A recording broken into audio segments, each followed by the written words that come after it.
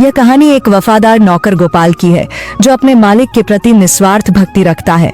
हालांकि परिस्थितियां उसे एक कठिन परीक्षा में डाल देती हैं, जिससे उसे बहुत बड़ी सीख मिलती है। एक छोटे से गांव में सुरेश नाम का लड़का रहता था। बचपन में ही उसने अपने माता पिता को खो दिया। उसके पास न कोई सहारा था, न ही उसके पिता की कोई जमीन। वह एक छोटी सी झोपड़ी में रहता था, लेकिन गांव में आई बाढ़ के कारण उसकी झोपड़ी भी बह गई। गांव के जमींदार धर्मदास बहुत दयालु व्यक्ति थे।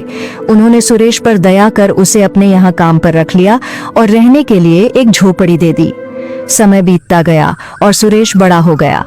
अब वह पूरी लगन से जमींदार के यहाँ काम करता था और जमींदार भी उस पर बहुत भरोसा करने लगे थे। एक दिन जमींदार ने सुरेश से कहा, बेटा, तुम अब शादी क्यों नहीं कर लेते? अब तुम्हारी शादी की उम्र हो गई है। तुम्हारी पत्नी आएगी तो तुम्हारे कई कामों में हाथ बौंटाएगी। मैं चाहता हूँ कि मेरे जीते जी तुम्हारी शादी हो जाती।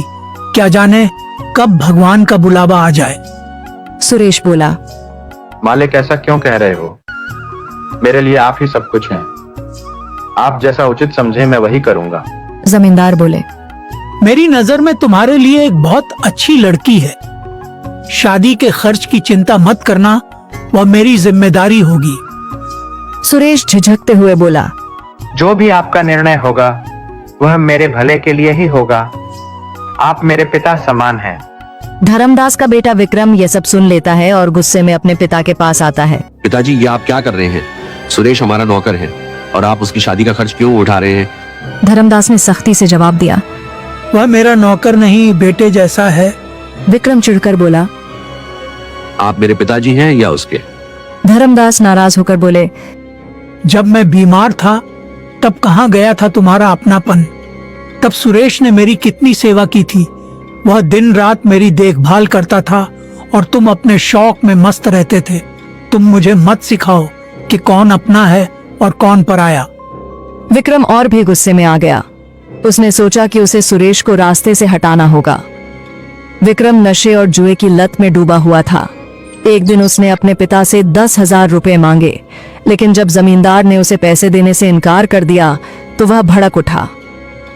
विक्रम ने सोचा, अब मैं देखता हूँ कि मुझे पैसे कैसे नहीं मिलते।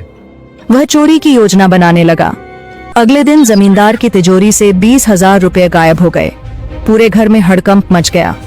विक्रम मौके का फायदा उठाकर बोला, पिताजी, चोर और कौन हो सकता है? सुरेश ही होगा। सुरेश हैरान रह गया। उसने सफाई दी, मालिक, मैं ऐसा नहीं कर सकता।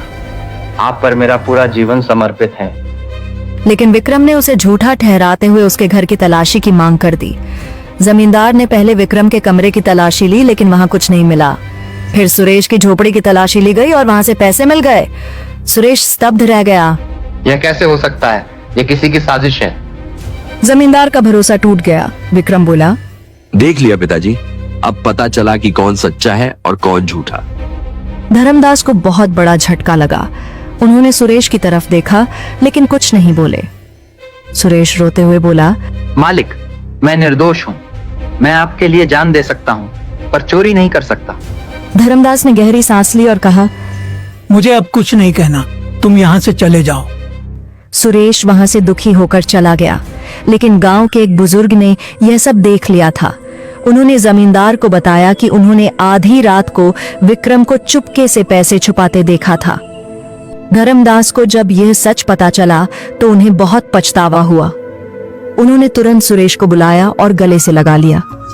बेटा, मुझसे बहुत बड़ी गलती हो गई। मैं तुम पर भरोसा नहीं कर सका। विक्रम ही असली चोर है। सुरेश की आंखों में आंसू थे, लेकिन उसने जमींदार से कहा, मालिक, आपको दोषी महसूस करने की जरूरत नहीं। आपके लिए तो मैं जान भी दे सकता हूँ। धर्मदास ने विक्रम को घर से निकाल दिया और उसे अपनी गलती सुधारने का आदेश दिया। विक्रम का झूठ उजागर हो चुका था। गांव के लोग जमींदार के फैसले की सराहना करने लगे। सुरेश को फिर से जमींदार ने अपने साथ रख लिया और उसे अपना उत्तराधिकारी बना लिया। इंसान की असली पहचान उसके कर्मों से होती है, न कि उसकी संपत्ति से।